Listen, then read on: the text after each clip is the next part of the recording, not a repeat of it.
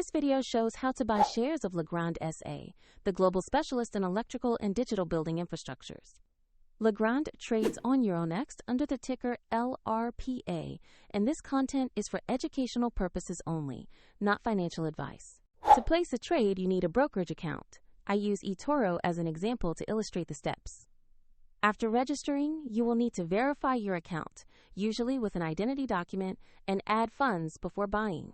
Use the platform search bar to enter the ticker LR.PA and select the Legrand SA listing to find the correct stock page. Confirm the listing name and ticker before proceeding.